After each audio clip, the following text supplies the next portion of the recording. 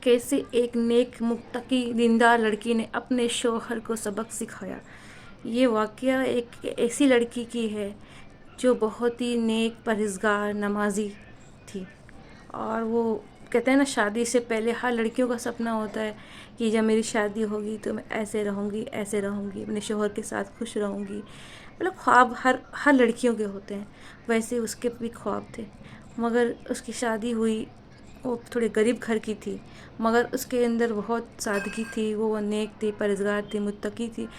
تو لڑکے کے گھر والوں نے اس کو دیکھا اور ایک بار میں ہی اس کو پسند کر لی۔ پسند کرنے کے بعد ان کی شادی ہوئی، شادی بہت اچھے سے ہو گئی، اور پھر وہ سب بہت راضی خوشی رہنے لگے۔ راضی خوشی رہتے رہتے اچانک سے شوہر کو ایک چیز کھٹکنے لگی کہ اس کی جو بیوی ہے آدھی رات کو کہاں غائب ہو جاتی ہے۔ آدھی رات مطلب رات کے بیچوں بیچ میں کہاں چلی جاتی ہے، مطلب جب بھی اس کی اچانک سے آنکھ کھلتی تو اس کی بیوی رات میں نہیں نظر آتی ہے۔ تو شوہر کو تھوڑا سا من میں شک ہونے لگا، اور پھر وہ اپنی بیوی سے سوال تو نہیں کرتا تھا، وہ اس کو انڈائریکٹلی تکلیف دے رہا تھا، پریشان کر رہا تھا۔ ٹھیک ہے، جیسے جیسے وقت گزرتے گئے اور پھر ان کے بچے ہوئے، بچے بڑے ہوتے گئے، بڑے ہونے لگے، تو مگر شوہر کا غصہ بڑھتا جا رہا۔ تو پھر ایک دن ان کی لڑکی جو بیوی بن چکی تھی، اس نے یہ کہا کہ آپ مجھے اتنا کیوں مارتے ہیں، آپ مجھ پہ کیوں ہاتھ اٹھاتے ہیں، میرے بچے بڑے ہو رہے ہیں، آپ مجھے اتنا تکلیف کیوں دیتے ہیں؟ تو شوہر نے بولا تو کیا کر لو گی تم؟ تو بیوی نے کہا میں آپ کی شکایت کروں گی، آپ ایسا نہ کرا کریں، میرے بچے بڑے ہو رہے ہیں، آپ کے بچے آپ کی عزت نہیں کریں گے، آپ میرے ساتھ ایسا پہلے کرتے تھے تو میں برداشت کر لیتی تھی، مگر آپ بچے بھی یہ چیز دیکھیں گے تو آپ کی عزت کم ہوگی۔ تو شوہر نے کہا کہ اب تم کچھ بھی کر لو، میرے کو جو کرنا ہے میں کروں گا۔ تو اس نے بولا کہ میں آپ کی شکایت کروں گی۔ شوہر نے بولا تمہاری ہمت کیا، تم کیا شکایت کرو گی؟ تم تو ایک دم غریب گھر کی ہو، تم تو اپنے گھر بھی نہیں جا سکتی ہو، تم تو اپنے ماں باپ پہ بوجھ بن جاؤ گی، اور تمہارا کوئی ہے بھی نہیں، تو تم شکایت کرو گی کس سے؟ اور شوہر نے اس کے ہاتھ سے فون چھین لیا اور گھر کے دروازے بند کر دیے۔ بولا اب تم کس سے شکایت کرو گی؟ تمہارے پاس تو فون بھی نہیں ہے، گھر کے دروازے بھی بند ہیں، شکایت کرو گی کیسے؟ تو اس نے پھر بھی بیوی نے بولا میں آپ کی شکایت کروں گی۔ اس کا ایک ہی لفظ تھا، میں آپ کی شکایت کروں گی۔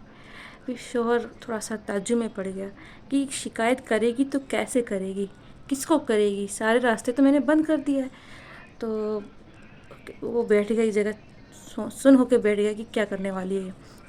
تو وہ دیکھا اس نے کہ اس کی بیوی باتھ روم میں گئی، باتھ روم میں اس نے وضو کیا، اور وضو کر کے آئی، اور اس نے نماز بچھایا اور وہ نماز پڑھنے لگی، کیونکہ وہ بہت نیک تھی، نماز کی پابندی تھی۔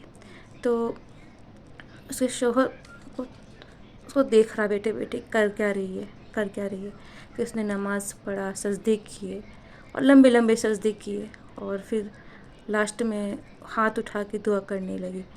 جب وہ ہاتھ اٹھائی دعا کے لیے تو اس کا شوہر کے دماغ میں کچھ کھٹک سا گیا، اور وہ دوڑ کے جا کے اس کا ہاتھ پکڑ لیتا ہے اور کہتا ہے کہ سجدوں میں تم نے کیا میرے لیے اللہ سے دعا کی ہوگی جو آپ میرے لیے ہاتھ اٹھا رہی ہو، اتنا میرے لیے بد دعا مت کیجیے، مجھے معاف کر دیجیے، میں سمجھ گیا کہ میں غلط کر رہا تھا، اب مجھے سمجھ آ گیا، آپ رات میں کہاں جاتی تھی، آپ تہجد کی نماز پڑھتی تھی، آپ اتنی نیک ہو۔ تو اس کی بیوی نے جواب کیا دیا کہ کیا میں بیوقوف ہوں، میں تو آپ سے بہت محبت کرتی ہوں، آپ تو میرے شوہر ہیں، میرے بچوں کے پتا ہیں، تو میں آپ کی لیے بد دعا کیسے کر سکتی ہوں، آپ کو لیے میں اللہ سے کیسے کہہ سکتی ہوں کہ آپ کو غلط سزا دے؟ میں تو اس شیطان کے لیے دعا کر رہی تھی جو آپ کو اور مجھ کو لڑا رہا تھا۔ جی بھائی بہن، جو شیطان ہوتا ہے نا، اس کو سب سے زیادہ خوشی بیوی اور شوہر کو لڑانے میں ملتی ہے، سب سے زیادہ خوشی، یہ حدیث ہے۔ وہ بہت زیادہ مطلب سب سے بڑا کام اس کا یہ ہوتا ہے کہ روز کو میاں بیوی میں جھگڑا کرائے۔ تو اس میں شوہر نے بولا پھر کہ میں جو آپ کو مارتا تھا وہ میری غلط فہمی تھی، میں سمجھ نہیں پایا اور مجھے غصہ آتا تھا تو میں ہاتھ اٹھا دیتا تھا، مجھے معاف کر دو، آج کے بعد ایسی شکایت آپ کو دوبارہ نہیں ملے گی، میں کبھی بھی آپ پہ ہاتھ نہیں اٹھاؤں گا، اور جتنی بار میں نے آپ پہ ہاتھ اٹھایا اس کے لیے مجھے معاف کر دو۔ تو غلط فہمی بہت خراب چیز ہے. آپ ظلم کسی پہ کر رہے ہو، پوری بات آپ نے جانی نہیں اور آپ نے اس کا انجام شروع کر دیا کہ اس کو سزا دینا ہے.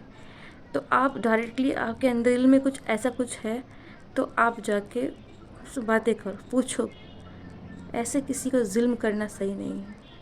بہت سارے شوہر اپنے بیوی کے ساتھ ظلم کرتے ہیں. بیوی ہے تو آپ کے ساتھ آئی ہے، آپ کے لیے آئی ہے، آپ کے پریوار کے لیے آئی ہے.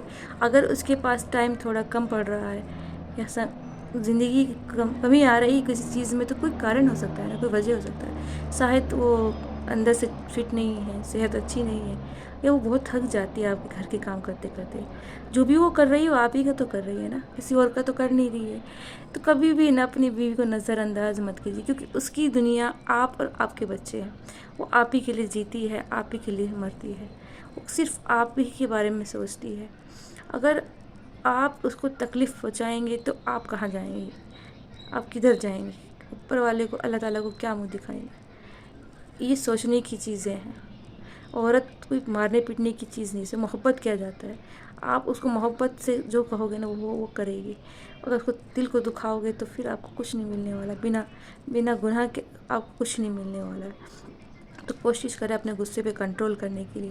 اور آپ کو میری یہ کہانی کیسی لگی مجھے کمنٹ میں ضرور بتائیے گا، اور میرے چینل کو سبسکرائب بھی کر لیجئے گا، اور کمنٹ میں بتائیے گا کہ آپ کے ساتھ ایسا ہوا تھا کیا.